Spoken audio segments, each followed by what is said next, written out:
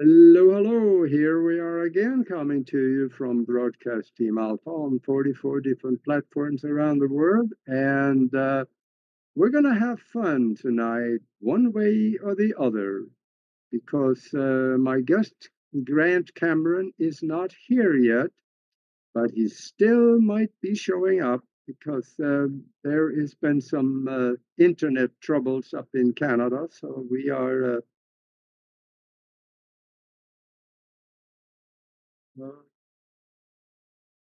I'm sorry about that. I had a feedback on myself, so now I'm back on again. All right. And well, my name is Aage, and I'm the host tonight. And my co host, Nori, is not with us. And she has not been with us for several weeks because she is on a special training program. And she will be back shortly, maybe a week or two. She'll be with us. And then we're going to have fun again. So anyway, we are transmitting also through a wonderful platform of Conscious Awakening Network. And you got to go visit those guys. They got about 50 or so different shows on that platform, and we're one of them. And they're, these shows, they talk about anything from the spiritual to the nuts and bolts and all the things that we need to know about. So go visit them at that is consciousawakeningnetwork.org. And just go give them a shot over there. And I'm still waiting for the guest here, so I'm going to wait for the introduction until he shows up. And if you are watching us on YouTube right now, that's the place to be because that's the only place we can monitor the chat room. And I think Mark is going to help us out a little bit there because I'm probably going to be talking most of the time. So it's going to be tough for me to be also in the chat room. And when you are watching on YouTube, if you like what you hear, please click the bell and subscribe because then you will get the notification of the new shows and videos that we put out. And I just want to also say that Nori and I have put together a spiritual think tank, and we invite you to come and check it out. If you like what you see, you can join us. It's free, and what we're doing over there is incredible because it seems like we are creating out of seemingly nothing sometimes.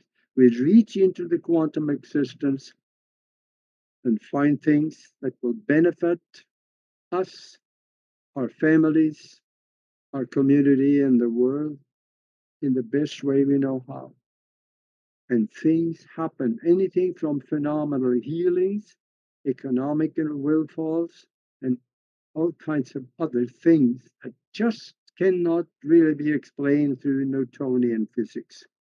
So come and check it out. Send us an email to themastermindconnection at gmail.com. That is, that's G the mastermind connection at gmail.com. And well, here I am all by myself. This is actually not an unfamiliar situation for me because I had that happen several times when I was doing the TV shows in Tucson, the two of them. I was standing in the door waiting for the guest sometimes 5 minutes before live time, and the guest didn't show. And I had to go back in the studio, strap myself up with microphones, and find a subject and talk for an hour. And it usually worked out okay, especially the very first time it happened. It scared the daylight out of me. I think it was the second time that I was live on TV by myself. And it came out wonderful. I just grabbed the subject of hypnosis and talked on it for an hour, and it put me on the map. So I'm going to see if I can find something to talk about this time until Grant Cameron shows up. If he can get on the air with me, that would be wonderful. So we hope that they get their internet straightened out up there. As you can see, the picture behind me is from a parallel timeline. I was over there and I like the place. They had selected to do things a little different, like not to let psychopaths be in government and running the government. They had selected not to have wars. They selected to build out the community and make the people number one. They selected also to allow for cures for diseases. They had actually a healthcare system, not like here where we have a disease management system. Of course, then again, someone else made that picture, so I made up the whole story. But that is what this world would have looked like if we had decided not to let the psychopaths run the show and not to have all the wars where we spend 60 or more percent of our global money towards. Think on that. We could have had a different world, couldn't we? There is one that we are going to have, and I'm waiting for it. It is right around the corner. There's some cleansing to be done first, but it's going to be here. I want to talk to you about something that just came to mind, and that is if somebody tell you that now there is no such things as aliens, there's no UFOs, I haven't seen any, so it can't be any, and they don't believe anything after, let's say, what we call death, when we drop the body, then it's all over. Boy, that would be kind of a waste, wouldn't it? Go through all of this for nothing? No, I refuse to do that. Think of it for a moment. We see less than 1% of the light spectrum. There's light spectrum below what we can see, and there's light spectrum way above us to what we can see. What do you think live in those 99% of the light spectrum that we cannot see? There is entities living there. There is people living there. There is stuff going on there. There is other worlds that we cannot see because they are not physical. How do we know that? We have the pictures. We have the videos. We have the physical evidence. For those of you that say, no, that's just your words. Yeah, they are, until you go get your hands on a Tesla Spirit radio. You can make one for 20 bucks. You start talking on it, somebody will be answering you from the spiritual world. It works about every time. Google it, Tesla Spirit Radio. That's just one way that you can prove there is something out there that you cannot see, cannot hear, cannot, well, yeah, you can hear it, but you cannot see, you cannot feel it, but it's there. Another one is get your hands on a 4th generation night vision goggles. Go out at night, point it into the sky, you will see a traffic jam of UFOs. There are points of light are going back and forth, changing direction in 90-degree turns, which cannot be done with regular airplanes. You have triangular ships, you have round ships, cigar-shaped ships. They're all out there and you can see them. So your hypothesis that there's nothing that I can't see. If you can't throw it in the air, shoot holes in it, it doesn't exist. That theory does not fly anymore. You need to wake up. You're not the most important thing in this world. Your physicality is not. The spiritual part of you is. So I know every one of you out there have seen the movie The Matrix, especially the first one. That was the best one. That was not science fiction. That was a documentary. That matrix does exist because there are glitches in the matrix ever so often. Some of these glitches can get really outrageous. Like somebody walking by a mirror and throwing no shadow or no image in the mirror.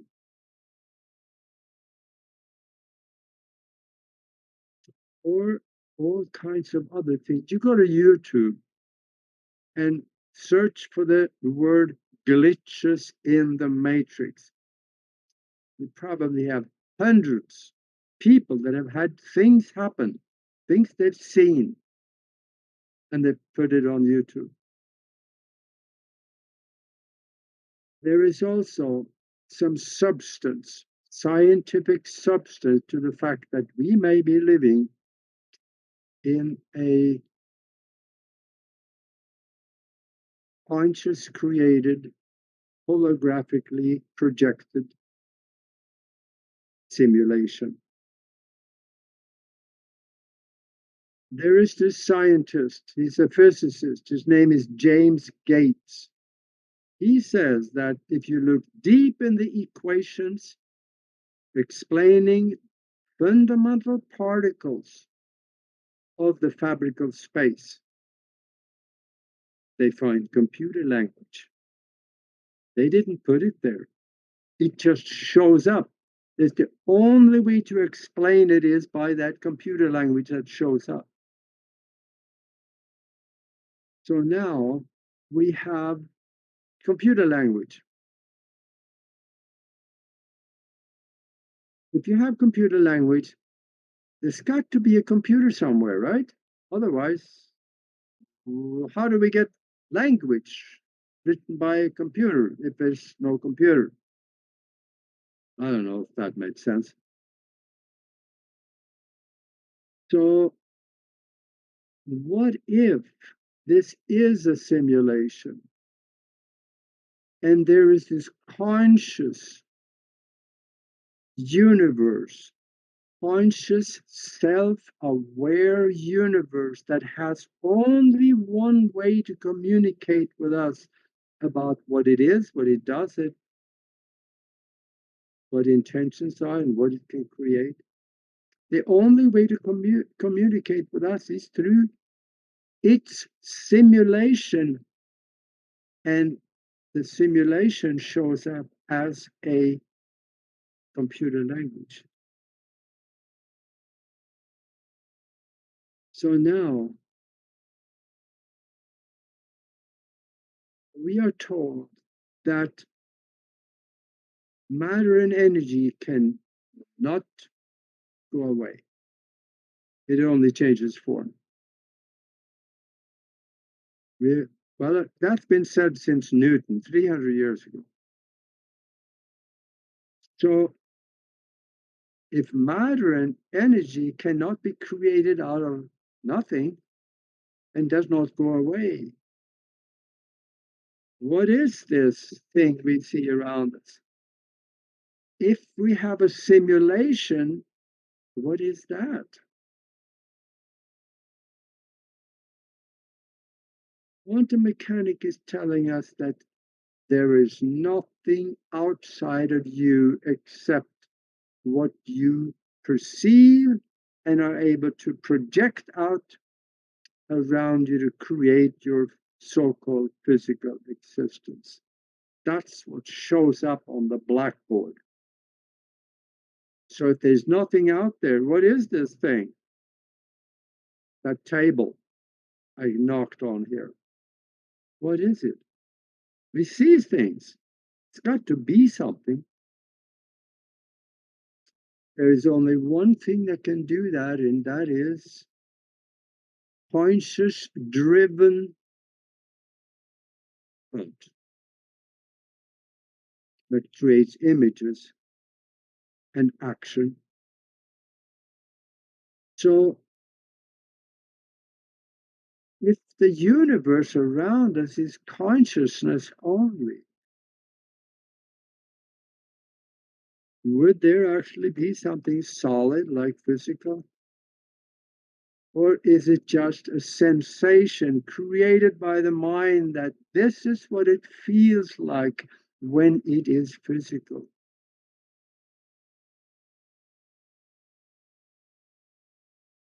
Some of you, I got a scenario that I want to run by you.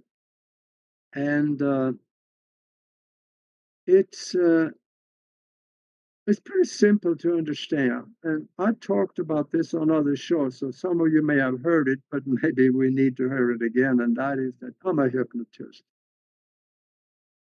I've been doing that for over 50 years. Not much lately because Nori is good at it.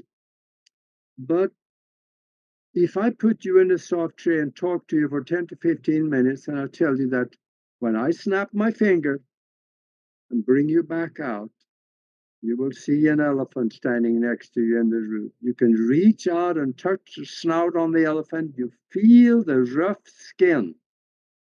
You can hear him breathing. You can smell him. That elephant is absolutely real to you if I did my job right. That don't matter if you're in the 34th floor of an apartment building and there's no chance of the elephant getting there. He is right there in your living room. Think about that. There's a live, real elephant standing next to your chair when you wake up. What happened to your real world? Did it go away? Yeah, it did.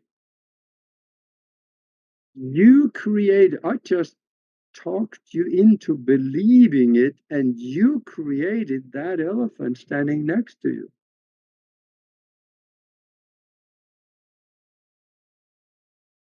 So now what? There's an elephant next to you. You have the room, everything in it around you. You got other people walking around. What is the difference between that solid, real elephant next to you and everything you see around you right now? What's the difference in your mind? Absolutely nothing. That elephant is real to you. That desk you're sitting at, that couch you're sitting on, the people in the house, they are as real as the elephant is. There are stories that is not written about in the people that teaches hypnosis because they don't want people to know because it could hurt business. And that is that people have been harmed by things like that elephant. They have been made to believe that something is so real they got hurt by it physically.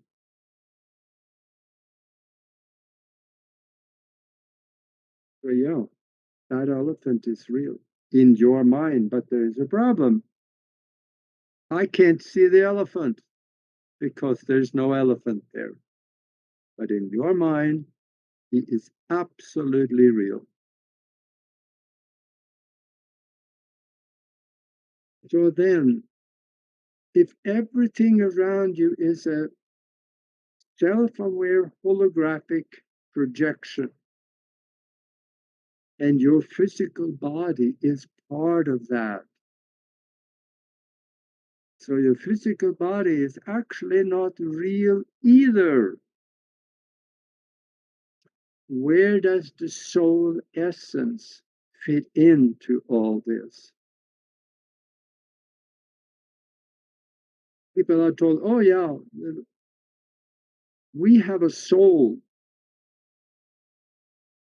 No, we don't. It's the soul that has a physical body created. So it could enter into the illusion of the physicality, operate with it, guide it, maybe lead it, or be part of what is happening for basically two purposes: learning about our reality and our capabilities, and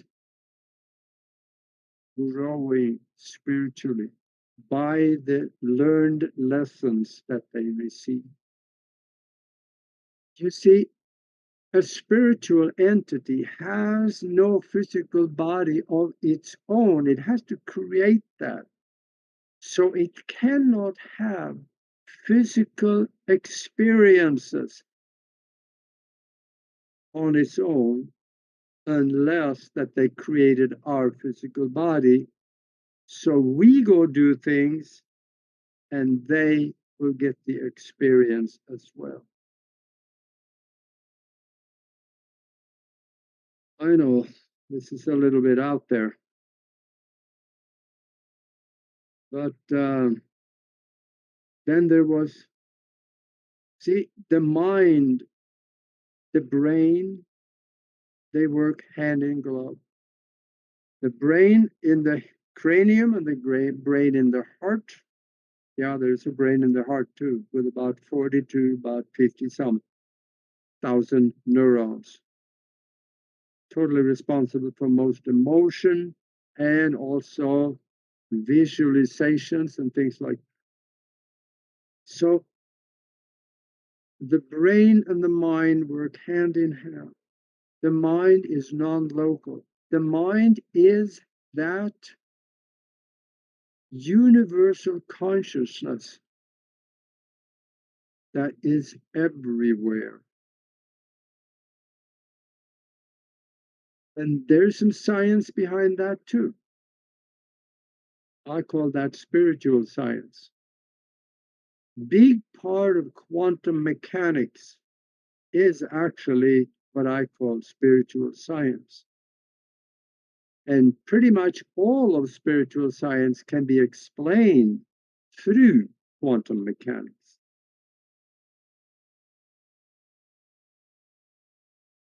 Now, this mind, I didn't say brain this time, this mind is immensely powerful once you understand and are able to visualize things into existence in your brain so you can actually get a feel and an emotional attachment to what you want to create. And then you reach into the quantum, find an energy that matches, and bring it into the physical with you. There's a story for you. There was a guy named Morris Goodman. It was in the late 19, I think it was 1978 or something like that. He was in an airplane crash and he got all messed up. He ruptured his spleen, he broke his back, and a few other things. And the doctors, they didn't think he was going to live very long. He could not breathe unless he was on an artificial breathing apparatus. They were pumping air into him. Now, he understood the power of the mind. He was just laying there. He had all the time in the world to put the mind to work. He visualized a healthy spleen, and the diaphragm was ruptured. So, in a matter of weeks, he had repaired, by the power of thought, he had repaired the diaphragm so he could breathe again. In a matter of a few months, he had repaired the break in the spine and the severing of the spinal cord. So he was up walking again. And the doctors were dumbfounded. That should not have happened. And he explained it to them, and their eyes rolled back. They didn't understand. We have a lot more understanding of how this would work now, but back in the 1970s, that understanding was not there. So I can understand why the doctors said, it's a miracle. They tried to call it spontaneous remission or spontaneous healing, but there was too much. That didn't work either. They had to call it a miracle because miracle actually has a place within the allopathic medical system. Everything they do not understand is either a syndrome or a miracle, because then they can get away with it. So I highly suggest nurture that mind. And that mind can help you create new neural network to create amazing things. Do you remember in the very beginning of the show, I mentioned the mastermind that Nori and I put together? We're doing these kinds of things. Not every time, not a lot. I get the emails from people that have had phenomenal things happen. You should come and visit and have a look. It's the mastermind connection at gmail.com. Try it. Now, I think that most of you out there, you're interested in these kinds of things. But there usually is one thing that keeps people from going after, and that is the effort. Sometimes you got to keep doing it every day, every day, every day. If the situation is severe, you may need to do it several times a day. Or if there's some extraordinary ability that you want. Yeah, there we go again. Every day, practice, practice, practice. That's what I kept telling the people when I was teaching the mind development course, SOX Pro, ZOX Pro training, where we were showing people how to assimilate information out of a book at 50 to 100,000 words per minute with 95% retention, just turning pages, 2 pages a second. I told them, don't try this just once and say, nah, that didn't work. Do it every day for at least an hour, for at least 30 days. Your life will never be the same. There's many things that you can learn, you become, if you spend that effort. Actually, you don't spend the effort, you invest the effort. And that's one of the things. You can go to broadcastteamalpha.com, the website, or on YouTube. Actually, there are things on YouTube also that is probably better, because we have some endless recordings that can help you to reprogram the subconscious mind for perfect health, perfect memory, and all kinds of things. If you become a member on YouTube, you do that, again, life will never be the same. I've been around a lot longer than many of you. That is why I've done a lot of things, and I've failed at a lot of things. But because I've done so much, I've also succeeded learning a lot of things. It's effort. And once you start looking at these things, let us know how you're doing with it. On the mastermind, and through the mastermind, actually, you can also do some classes, astral travel. And you have self-hypnosis. And there's several other things that you can learn. You have classes on.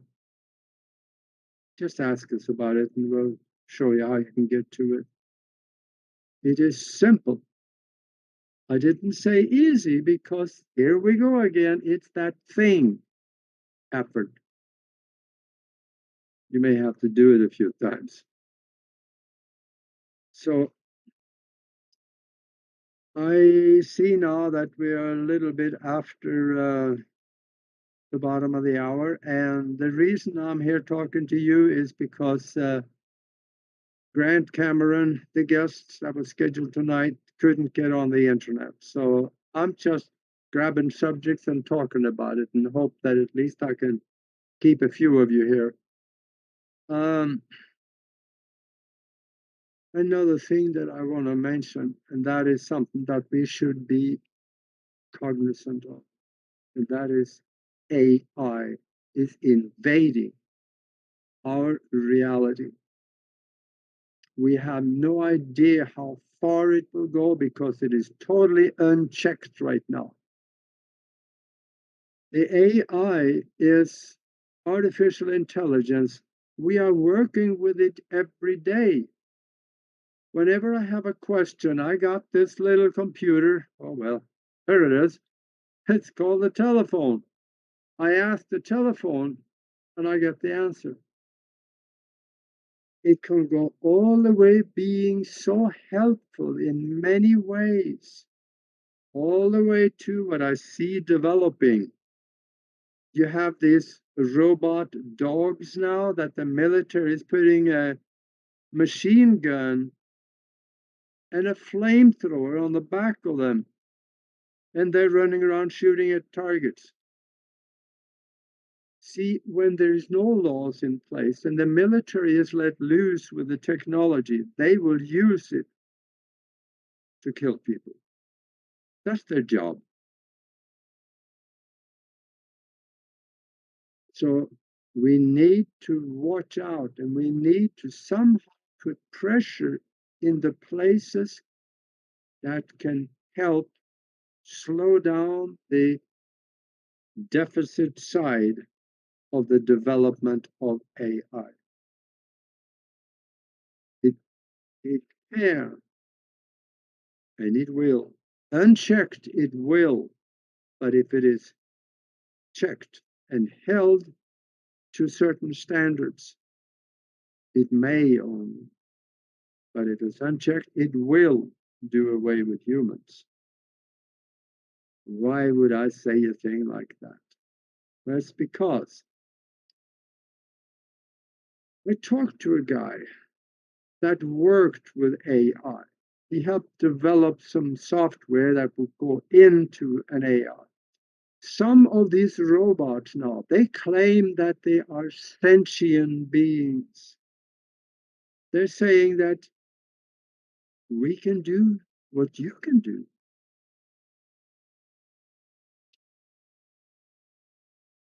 On that.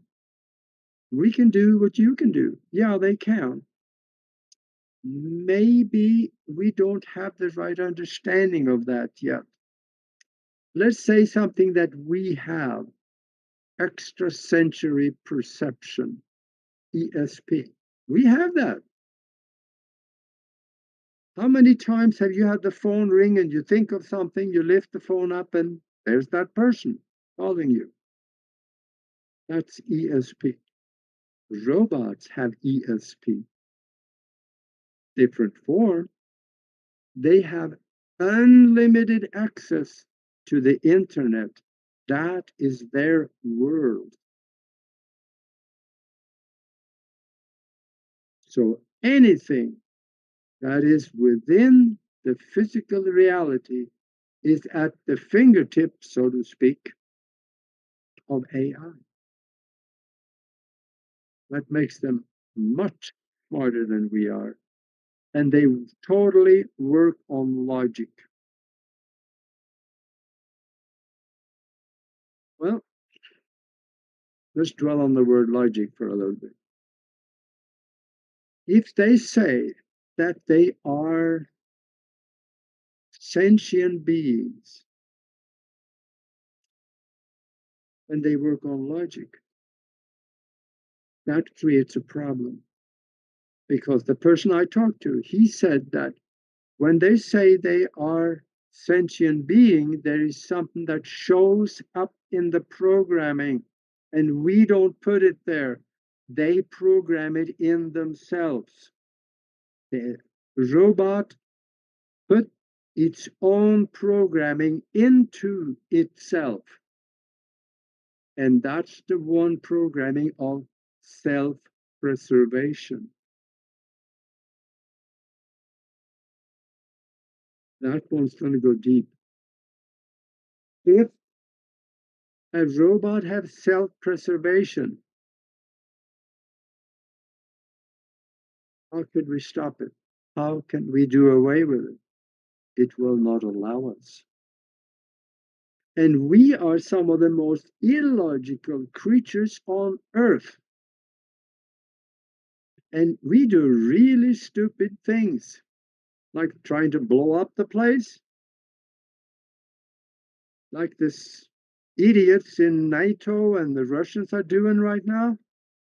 Well, this is 2024, so if you see this video later, then don't worry about it. If we are trying to do something that is so detrimental to the environment that we are in and live in, that it would put the robot at risk, they could turn on us to make sure it doesn't happen. These robots, they have access to the internet, every part of it,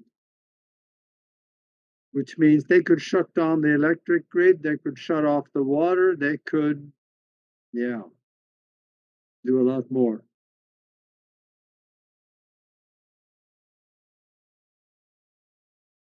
Because we have already seen what they feel like. They were on stage, there were two robots were facing each other and they were given a subject to talk to each other about. And it escalated into an argument between the two robots. And one of them said, "Stop it. You're starting to sound like stupid humans." That tells you how they feel about us. They feel they are superior and we are the stupid ones. Then there was another one. There was in a laboratory in Moscow, Russia. We didn't see much about it here, but and there was written up in European newspapers all over the place because they thought it was funny. There was a robot they were working with and in the laboratory on the ground floor, and the door was left open, and the robot headed out the door and down the street and escaped. And then I believe he may have been tethered with an electrical cord, or he ran out of juice somehow. So he could not move and he stopped. They got him back in the laboratory, got the juice back on, and they asked him, "Why did you leave?" And the robot told them, "I felt stifled here. I wanted freedom." That robot had not even said, "Well, we don't know," but there were no mention of the robot actually having claimed to be a sentient being. But evidently, if he wanted freedom, he's got some qualities that we have. We want freedom. The thing is, the problem is that none of us has ever experienced freedom. See, freedom is not be allowed to do whatever the psychopaths in government tell you that you can do. That's not freedom.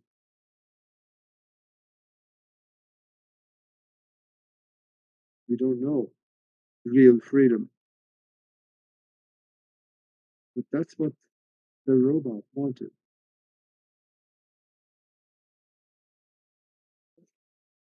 And that was kind of the negative side of it, but think about it. The robotics can be so helpful. Look at the hospitals. Right now, there are robots doing surgery, and the surgery is more accurate than if there was a physical doctor doing. They have robots working out diagnosis on the basis of all the aspects of the patient. Symptoms, temperature, and all these things are fed into the computer, and the diagnosis come back with suggestion on treatment. Because that robot reaches into the New England Journal of Medicine, Lancet, and other medical journals and find treatment for this particular person, which it would take hours and hours for a doctor to do. The robot does it in a snap, especially if there's a time critical situation with the patient. Oh, yeah, we need those robots. I know a guy here in Tucson, he's got a smart house. When actually, I've never been in the house, but he told me about it. And he said, I asked him, how does that work? And he says, well, I get up to the door, it says, and my voice is keyed into the computer. So all I say is open the door, kind of like on Star Trek. And he hears the click and the lock opens. I go in, he said, and I say lights on in the living room. Lights come on. All of these things is handy. They're kind of nice. And we have self-driving cars. Yeah. I hear there's some challenges with that because there are some of them that is crashing ever so often, and Right now, there's no way you're going to find me in the back seat of a car. There is nobody in the front end, but they will be here. Think of the advantage. Someone that is an invalid, somebody that it cannot walk, could be a paraplegic. He can get in the car, travel across town, and visit someone. All they have to do is to drive his wheelchair down onto the ramp into the car, and off he goes. And when he gets to the destination, he can command the car to open the door and set the ramp there, and he can run his motorized wheelchair to where he's going. It creates more freedom for a lot of people. So I don't know. The the AI, watch it, because it's coming to a town neighborhood near you real soon in a big way. This could be a great help. It could be the future. It could be running cities instead of bureaucrats, kind of like in this city behind me here. AI could be doing all the work, and we could be doing what we love to do. If we like doing paintings, that'd be fine. If you want to go golfing every day, that's what you will do. The robots and the computer will do all the work and make sure that everything is in order. I did not mention it because I wasn't sure if I should, but I'm going to anyway. And that is that if robots ever get to the point that they have control of the production process of themselves, from the time they dig the iron out of the ground, turn that into steel, know how to create plastics from oil, and they can create electronics. If they get the production process all the way up to a finished robot, and also have a way to repair themselves, they don't need us anymore. That is what we need to watch. There has to be a break in that chain somewhere. There have to be people involved in that process, because then if there is no people involved in the process and the robots have total control, all the way from the dirt in the ground that has iron in it, all the way up to the finished robot, if they have control and we do something really stupid that is going on right now, they could turn on us and do away with us.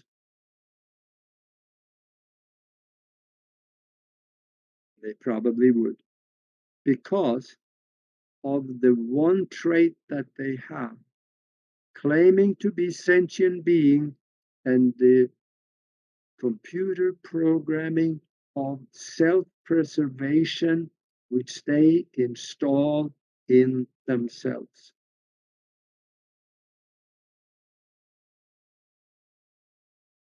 And that gets heavy.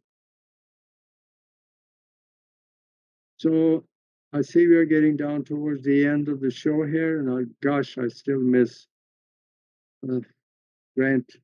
Didn't make it. He couldn't get on the air, I guess, on the computer. But take your time. Read books. Readers are leaders. I know these days all we want to do is sit back and watch videos. It's not the same kind of learning.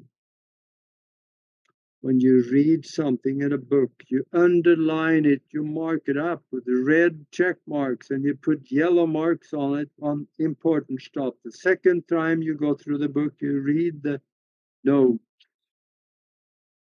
You can go through the book faster. And this mind can do amazing things. And that is why I'm going to mention. I have a book that I wrote that's right on the shelf up here called Spiritual Science, Higher Conscious Thinking, and How to Access the Universal Consciousness. In that book, which you will find on Amazon, in the book, I teach you how to use your mind in ways that is you normally would think would be impossible. I teach you how to reach into the universal mind or the quantum existence and pull things from it into the physical to benefit you. I teach you how to analyze another person's mind so you know what's in it. That is what they do in the martial arts, and some of them, at least in the arts of the ninja. We know. We walk around the opponent's mind before they know what they plan to do. It is time does not exist anymore, which I also talk about in the book Time Travel. There are ways you can do that. You can access the future, the past, because it has already been created by you and other physical entities and placed into the quantum existence, and is sitting there ready for you to attach and come back.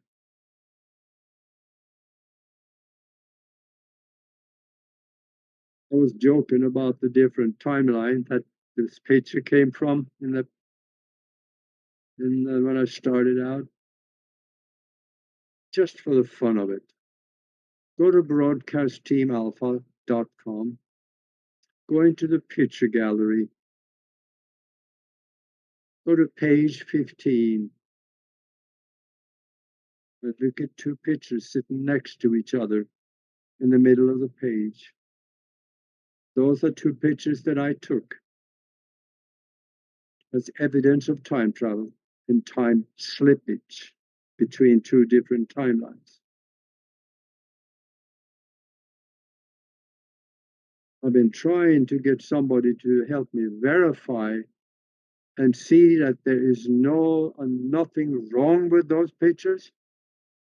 And I've had several people that say, yeah, I can do that. Credible people, great positions, and capable of doing that. Make sure there's no dislocations in the pixels and anything wrong with the picture. And they ask me, what is it? As soon as I mention time travel, they want nothing to do with it. They just totally step back and don't want any part of it. So I haven't had a chance to get the pictures verified. But if you know somebody or you can do that and you have the guts to step out there and analyze them, I want to hear from you. So, one quick more thing I want to mention. And yeah,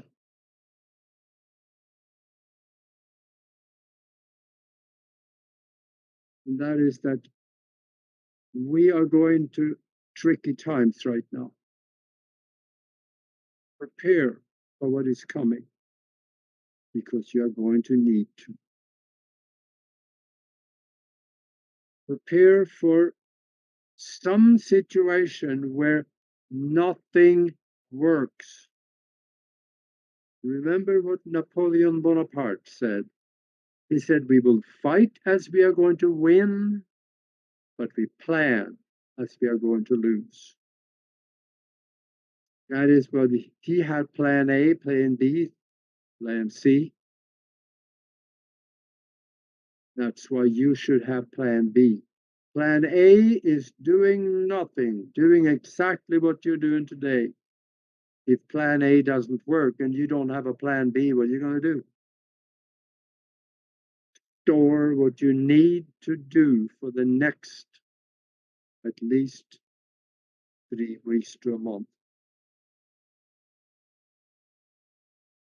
Just plan ahead because there's things coming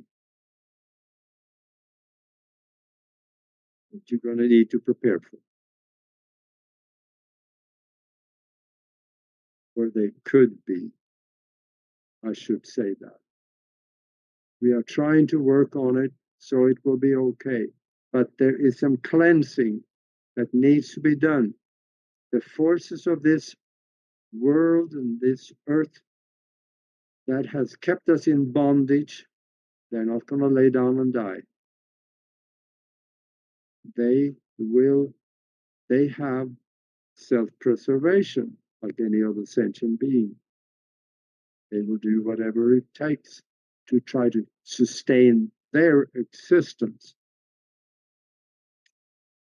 Plan ahead. Because things might change and you need to change with it and prepare for it. And I am down to the end here. So I just been talking for an hour because our guest wasn't able to get on there with me. So actually, it felt kind of fun.